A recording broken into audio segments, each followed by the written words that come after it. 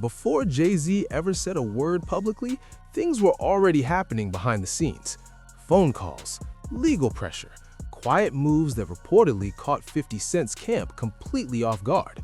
What started as jokes and viral posts suddenly crossed into serious territory, and that's when the tone changed. Because according to people close to the situation, Jay-Z didn't respond with music, he responded with power. To understand why it reached that point, you first have to look at how one of the most sensitive moments of Jay-Z's career was turned into online entertainment, and why that mockery may have gone further than anyone expected. He's a piece of work, man. He always put somebody in front of him.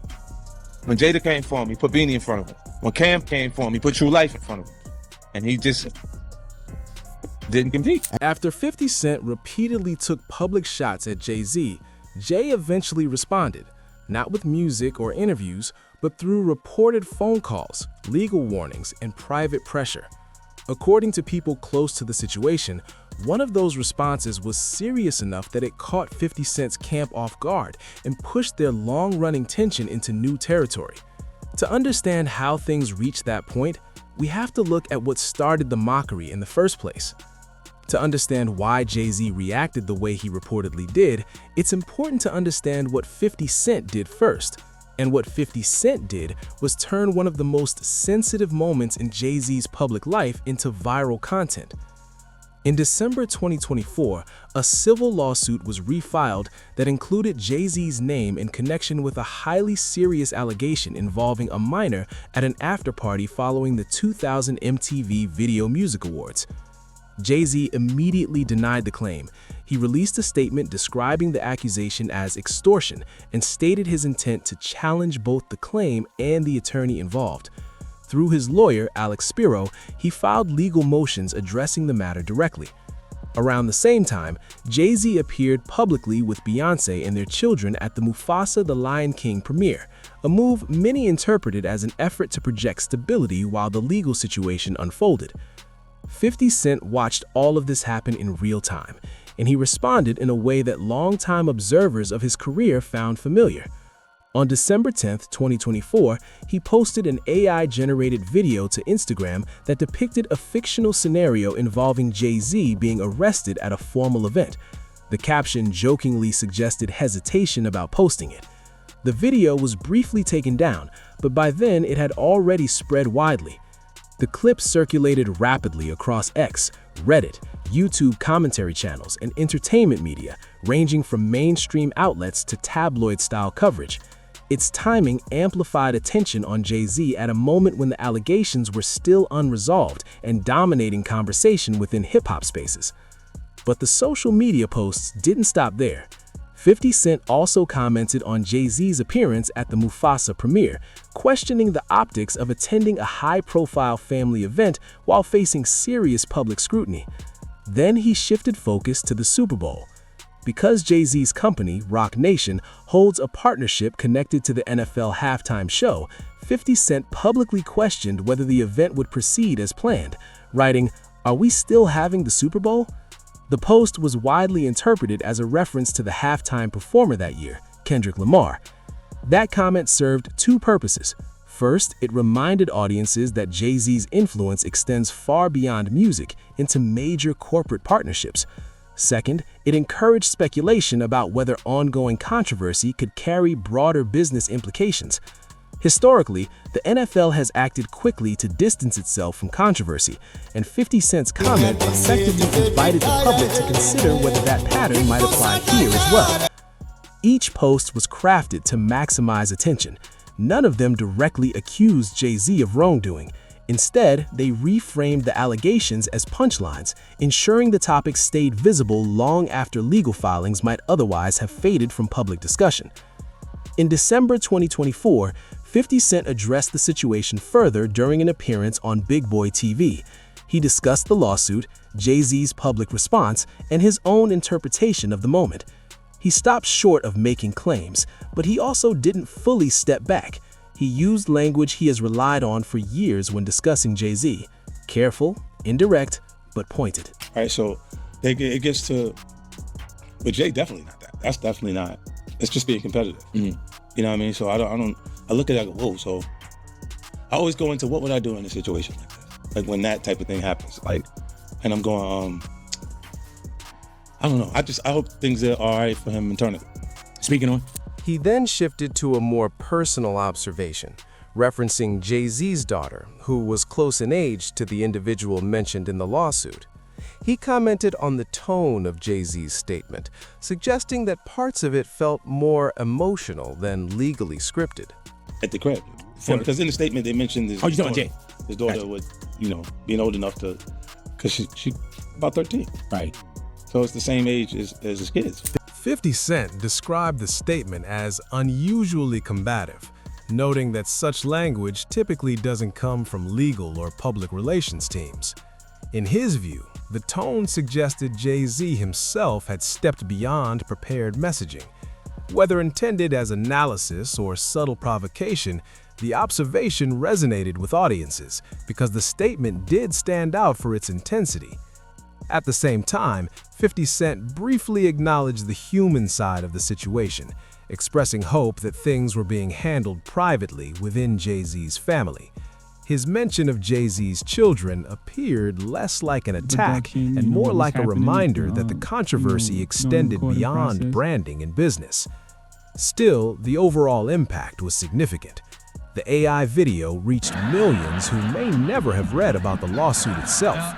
The Super Bowl comment prompted entertainment reporters to examine whether Roc Nation's NFL relationship was affected. Interview clips spread across YouTube, drawing in viewers who weren't previously invested in the long-standing tension between Jay-Z and 50 Cent, but were now following the situation closely. This approach followed a familiar pattern: identify a vulnerable moment, amplify it through humor, and maintain distance by framing everything as commentary rather than accusation. 50 Cent never stated that Jay-Z was guilty of anything, but he created an environment where Jay-Z's name remained tied to the controversy, regardless of legal outcomes. That environment, where perception often outweighs documentation and viral content moves faster than court filings, is one 50 Cent has navigated for decades. This mockery and sustained pressure reportedly led to Jay-Z's response behind the scenes. Jay-Z did not reply publicly. He didn't post on social media, release music, or address the situation in interviews. According to multiple entertainment reports and commentary sources, he chose a private and strategic route. The first reported step was a phone call, either directly from Jay-Z or through intermediaries, confronting what were described as misleading narratives circulating online. 50 Cent later acknowledged that the tone of these communications was aggressive, framing them as firm warnings rather than casual conversations. The next reported move involved legal action. Sources claimed that cease and desist letters were sent to 50 Cent's team, calling for an end to the mockery and any potential development of a documentary centered on Jay-Z, a project 50 Cent had previously hinted at publicly. The most serious reports suggested that Jay-Z's representatives warned that any such project would face immediate and costly legal challenges. These claims, largely discussed within entertainment commentary circles, align with Jay-Z's long-established preference for handling conflict through legal channels rather than public disputes. It's important to note that none of these actions were officially confirmed by Jay-Z, Roc Nation, or their representatives. However, Jay-Z's silence itself reflects a long-standing strategy. Throughout his career, he has rarely addressed conflict publicly, opting instead for quiet, controlled responses through intermediaries. From earlier industry rivalries to more recent disputes, Jay-Z has consistently avoided direct confrontation. In this situation, the intermediaries were attorneys and the arena was the legal system. And according to 50 Cent, none of it was enough to deter him. Having dealt with this style of response for decades, he has often criticized it openly, framing it as indirect pressure rather than direct engagement. Whether that strategy succeeds this time remains to be seen, but it marked a clear shift from public jokes to private consequences. He's a piece of work, man. He always put somebody in front of him. When Jada came for him, he put Beanie in front of him. When Cam came for him, he put True Life in front of him. And he just didn't compete. No one's scared of 50 Cent. I want everyone to be clear. No one's scared of 50 Cent. If we looked at the numbers, Yes. then you feel like I did his entire career in 4 years. What he did in 15, I did in 4. This portrait of Jay-Z as someone who rarely confronts conflict head-on, who prefers to place layers of distance between himself and potential threats, and who relies on systems rather than personality to manage opposition, is exactly how 50 Cent has described the situation unfolding in 2024 and 2025. From 50 Cent's perspective, what appeared publicly as silence was actually strategy. Phone calls, according to this interpretation, replaced direct confrontation. Legal notices became the modern version of having intermediaries handle disputes. Behind-the-scenes pressure took the place of visible clashes. While the tools changed with time, the approach, in 50 Cent's reading of events, stayed largely the same. Jay-Z did not engage loudly or publicly.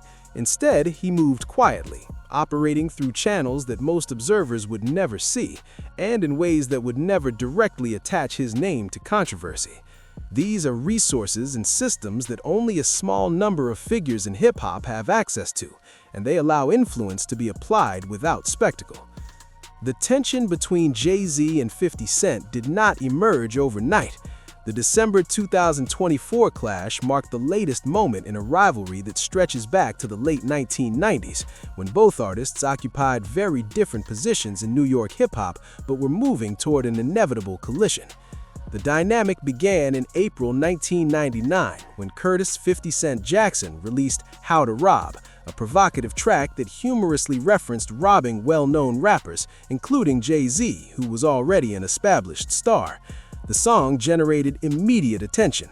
Shortly after, Jay-Z confronted 50 backstage at Hot 97's Summer Jam and later responded publicly with a lyric on It's Hot. 50 Cent answered back with Be a Gentleman, setting the tone for a rivalry that was competitive but still measured. Their relationship shifted significantly in 2003 after Get Rich or Die Tryin' became a commercial phenomenon. At that point, Jay-Z aligned himself with 50's momentum. The two toured together, appeared on magazine covers, and collaborated on a Reebok deal that reportedly proved especially lucrative for 50 Cent. However, that cooperative phase faded later the same year when Jay-Z's The Black Album and G-Unit's Beg for Mercy were released within weeks of each other. Jay-Z won the opening sales week, but G-Unit eventually outsold him globally, a statistic 50 Cent would reference for years. Soon after, Jay-Z stepped away from recording and took on the role of Def Jam president, while 50 Cent dominated the charts, placing them in powerful but very different industry positions. Tensions resurfaced in 2007 when 50 Cent challenged Kanye West, who was signed to Def Jam, to a high-profile sales competition. 50 later suggested he viewed this as an indirect conflict with Jay-Z and accused him of influencing the outcome behind the scenes. By 2009, what had once been competitive had turned openly hostile. Both artists exchanged lyrical jabs. Jay-Z publicly dismissed the idea that he felt threatened, while 50 Cent questioned Jay-Z's toughness and aligned himself with former Rockefeller artist Beanie Sigel to criticize Jay-Z's image and business decisions. Throughout these chapters, 50 Cent consistently framed the rivalry in a particular way. He summarized his view clearly in a 2011 interview with MTV News, and those comments have continued to shape how many fans interpret the dynamic. He said, "We don't have those kind of relationships. These people are people I associate with. We are in the same business. We are not necessarily friends. We don't call each other for no reason. It's not like we have something against each other to make us enemies. Me and Jay will use each other repeatedly for energy." And that's it for 50 Cent versus Jay-Z.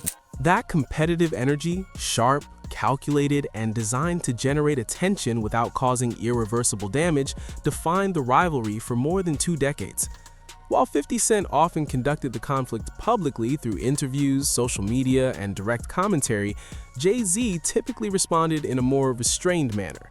Rather than extended campaigns, he relied on short lyrical lines or carefully worded interview remarks that still carried weight with listeners and industry insiders.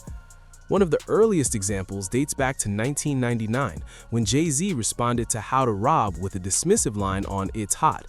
"I'm about $1, what the fuck is 50 Cent?" The line did more than insult a newcomer.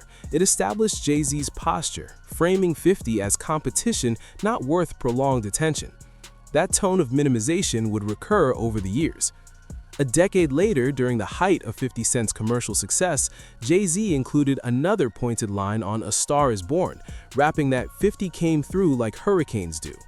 While neutral on the surface, many listeners interpreted it as a subtle suggestion that 50's dominance was temporary rather than permanent. Jay-Z reinforced this stance during a widely circulated 2009 BBC interview. When asked about 50's claim that other artists felt intimidated by him, Jay-Z calmly replied, "No one is scared of 50 Cent." Delivered without theatrics, the remark reframed 50 not as an industry enforcer, but simply another competitor. Taken together, these moments reveal Jay-Z's pattern. He rarely escalated on his own, but when he responded, he did so with precision. Short, quotable remarks designed to challenge 50's narrative rather than overpower it with volume. Compared to 50 Cent's sustained and aggressive approach, Jay-Z's responses were understated, carefully placed, and strategically timed to signal awareness without prolonging conflict. Beneath the public exchanges lies a deeper issue. Stripped of memes, viral clips, and interview soundbites, the foundation of this rivalry is something 50 Cent has stated repeatedly. At its core, this conflict is about business. The personal remarks and social media exchanges are the surface layer of a competition between two figures who both believe they have mastered the art of turning hip-hop into wealth, influence, and long-term legacy, and who have spent decades arguing, implicitly or explicitly, that the other's strategy is flawed. 50 Cent articulated this divide in a conversation with Brian J. Roberts, where he acknowledged that Jay-Z may be the stronger businessman while sharply distinguishing their approaches to relationships with artists. In 50's view, Jay-Z operates with careful calculation, often collaborating only with artists who are already established, treating each relationship as a business arrangement from the outset. By contrast, 50 Cent has described himself as investing emotionally and financially in developing artists, even when it proves costly. This difference helps explain why 50 Cent's documentary ambitions are perceived by some as more than casual commentary. 50 Cent is no longer just a rapper posting online. Over the years, he has built a substantial presence as a media executive and producer, with projects reaching global audiences through partnerships like Starz and Netflix. Series such as Power, BMF, and related projects have positioned him as someone capable of developing, financing, and distributing large-scale media content. As early as 2008, 50 Cent topped Forbes' hip-hop earnings list, reportedly earning $150 million compared to Jay-Z's $82 million that year. The competition between them has never been confined to music alone. It has extended into business, branding, and now media production. This space directly intersects with the narrative Jay-Z has spent decades cultivating, the image of a rapper who became a billionaire through strategic partnerships, corporate ventures, and a high-profile marriage to one of the most successful artists in modern music. 50 Cent has openly stated in multiple interviews that he believes Jay-Z's rise into a cultural institution was influenced not only by music, but also by those alliances, particularly his marriage to Beyoncé. Look, when Jay signed his contract, the big one was with Beyonce. Mm-hmm. When he signed that contract, the marriage contract, he got trophies. Now those trophies came rolling in, buddy. He started getting Grammys left and right, man. Whether that assessment is fair is a matter of ongoing debate within hip-hop, and one that will likely never reach full consensus. What is clear, however, is that 50 Cent genuinely believes this framework, and it shapes how he interprets Jay-Z's public image. From 50's perspective, Jay-Z's influence is institutional, rooted in partnerships, corporate alignment, and industry positioning. From Jay-Z's perspective, as expressed through interviews, lyrics, and writing over several decades, 50 Cent's approach can appear reckless, prioritizing short-term attention over long-term positioning and mistaking visibility for lasting influence. As of early 2026, there is no clear sign that this rivalry is moving toward resolution. 50 Cent continues to comment publicly, while Jay-Z maintains his characteristic silence, reportedly relying on legal counsel and industry relationships behind the scenes. The lawsuit that fueled the most recent chapter has been dismissed, and countersuits have followed. Online, some observers have questioned 50 Cent's motivations, referencing his own past controversies as potential context. Others argue that his commentary serves as a form of accountability in an industry often accused of protecting its most powerful figures. As with most long-running rivalries, the truth likely exists somewhere between those perspectives. Competition, ego, commerce, and entertainment have always been intertwined in the relationship between Jay-Z and 50 Cent.